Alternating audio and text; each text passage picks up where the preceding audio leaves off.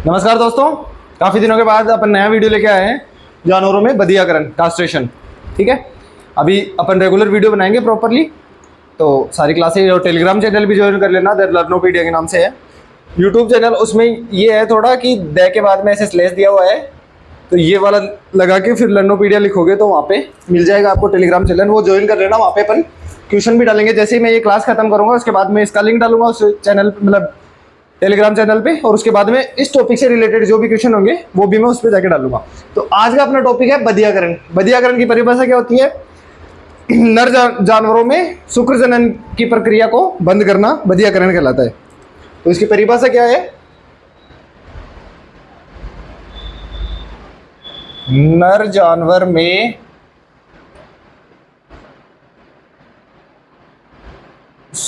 शुक्र जनन की प्रक्रिया, इसको बोलते हैं स्पर्मेटोजेनेसिस।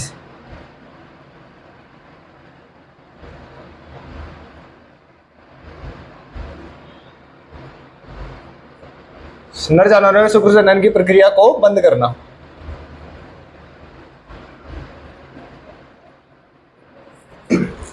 नर जानवरों में शुक्र जनन की प्रक्रिया को बंद करना ही बधियाकरण कहलाता है। ये करते क्यों है, उसका उद्देश्य क्या है? उद्देश्य ये है कि एक तो जो पशु ज्यादा गुस्सेल हो या ज्यादा उत्तेजित हो, उस पशु को शांत करने के काम में आता है, ताकि उसको काम में अपन हल जोतने में काम में ले सके या फिर बोझा ढोने के काम में ले सके।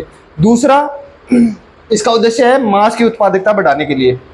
बधियाकरण करके पशुओं के मांस की उत्पादनता बढ़ाने के लिए बधियाकरण करते हैं। तो इसके उद्देश्य क्या है? उद्देश्य में पहला है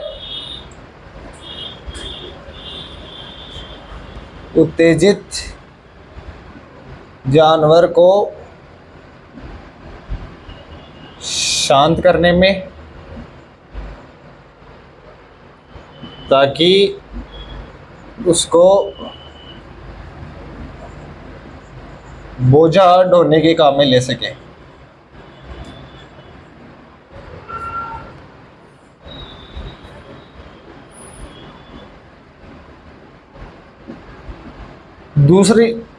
दूसरा उद्देश्य क्या है? मांस उत्पादन बढ़ाने के लिए।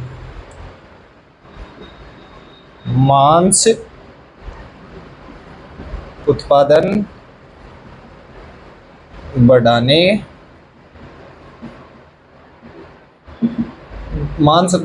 बढ़ाने के लिए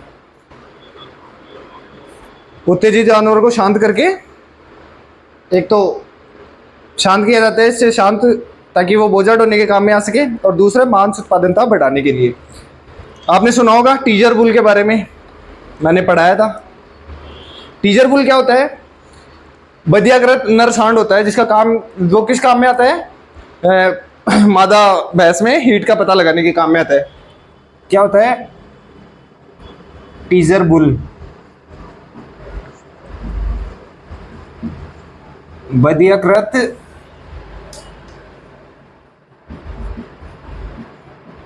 नर सांड काम में क्या आता है? ये हीट का पता लगाने के।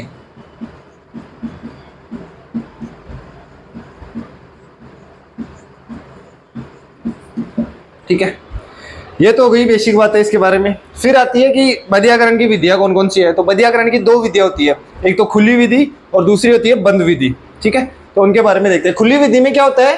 खुली विधि में आता है कि चीरा लगाकर पशु के शरीर से दोनों टेस्टिकल्स या वृषण उसके शरीर से बाहर निकाल देते हैं, वो तो होती है खुली विधि।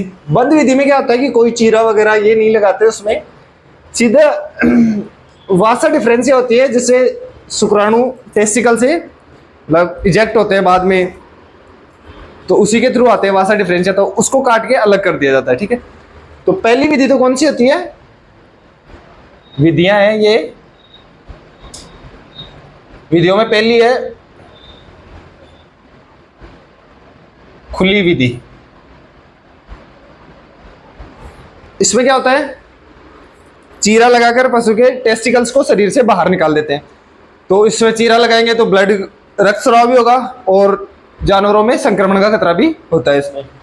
तो खुली विधि, इसमें क्या होता है? चीरा लगाकर वृषणों को शरीर से बाहर निकाल देते हैं। इस विधि में रक्तस्राव भी होता है। इस विधि में रक्तस्राव होता है, जिससे जानवर में संक्रमण का खतरा रहता है। संक्रमण होने का खतरा रहता है। चीरा लगाकर वृषणों को शरीर से बाहर निकाल दिया जाता है। और इस विधि में क्या होता है, ब्लड रक्तस्राव होता है। चीरा लगाएंगे तो ब्लड तो निकलेगा ही, वहां पे घाव होगा, उसकी वजह से जानवरों में संक्रमण होने का भी खतरा रहता है। इसलिए मेनली रुमंथी जानवरों में, जो रुमंथी जानवर वो होते हैं जो जुगाली करते हैं, उन जानवरों में अपन ये खुली विधि बहुत ही कम काम में लेते हैं। ऐसे नहीं है कि काम में नहीं लेते, काम में लेते हैं, बट उनमें जानवर की एक्स्ट्रा केयर करनी पड़ती है, सारा ध्यान रखना पड़ता है। तो खुली विधि में तो ये हो गया। इसमें कौन सा जो औजार काम में आता है वो क्या होता है, इमस्क्युलेटर।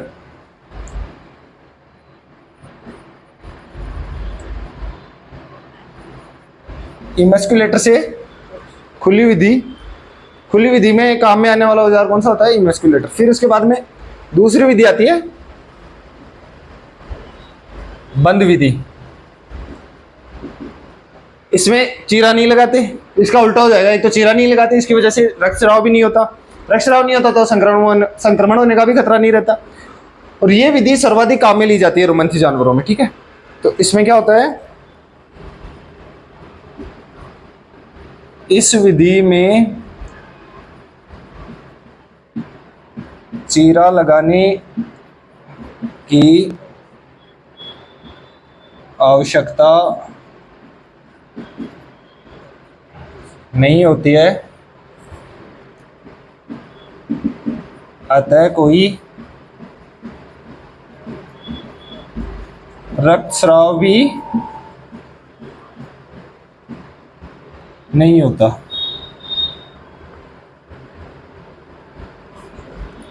रक्तस्राव नहीं होता इसलिए इसको रक्तविहीन विधि भी कहते हैं। रक्तस्राव नहीं होता इसलिए इसको क्या कहते हैं, रक्तविहीन विधि। और इसमें कौन कौन से औजार काम में आते हैं, एक तो बर्डीजो कास्ट्रेटर आता है और एक आता है इलास्ट्रेटर। इलास्ट्रेटर क्या होता है, रबर का बना हुआ होता है।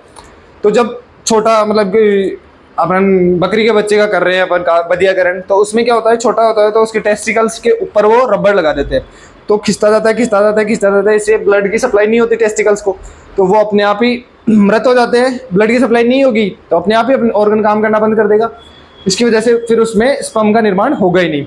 तो कौन कौन से होते हैं, पहला तो इसमें काम में क्या आता है, बर्डीजो कास्ट्रेटर, ये सबसे ज्यादा काम में लिया जाने वाला।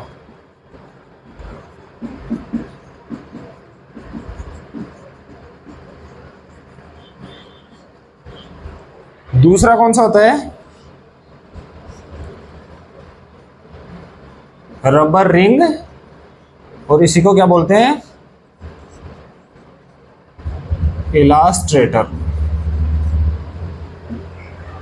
बर्डीजो कास्ट्रेटर सबसे ज्यादा काम में लेते हैं इसको।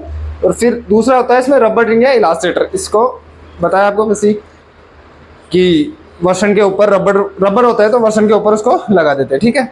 बर्डीजो कास्ट्रेटर क्या होता है, अपन नॉर्मली आप देखा होगा रसोई में संडासी हो है ना, अपने संडासी जान को ही औजार आवे, और संडासी छोटी है तो बकरियों के लिए तो छोटा सा आता है वो, और गाय भैंस के लिए बड़ा होता है। उसके एक सिरा तो नुकीला होता है, मतलब धारदार होता है, और एक सिरा चपटा होता है।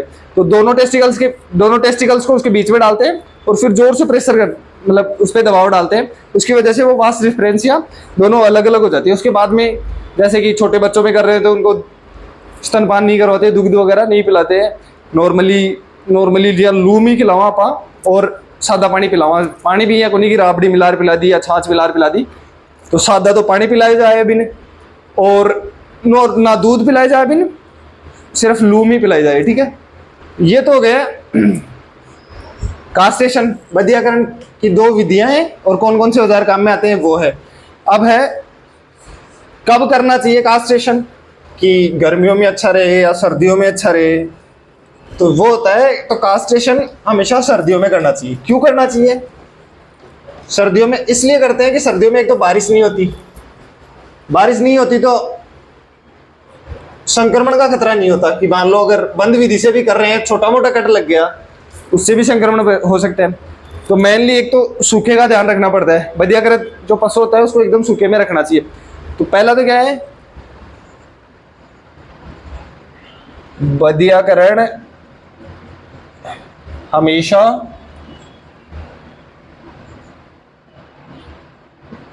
शीत ऋतु में ही करते हैं। क्यों करते हैं? क्योंकि वर्षा ऋतु में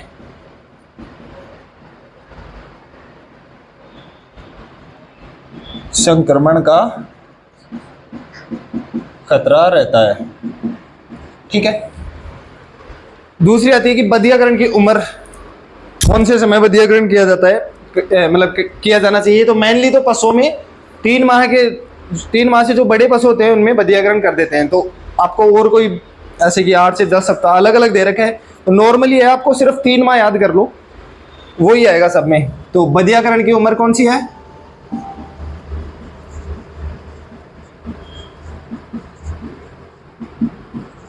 बधियाकरण की उम्र होती है 3 माह। ठीक है, ये था आज अपना टॉपिक बधियाकरण कास्ट्रेशन। इसमें अपन ने 2 विधियां पढ़ ली, औजारों के बारे में पढ़ लिया, उम्र पढ़ ली, क्या संक्रमण मतलब कौन सी ऋतु में करते हैं, सारी चीजें पढ़ ली हैं। अब नेक्स्ट टॉपिक लेंगे कोई अगला टॉपिक। बहुत बहुत धन्यवाद।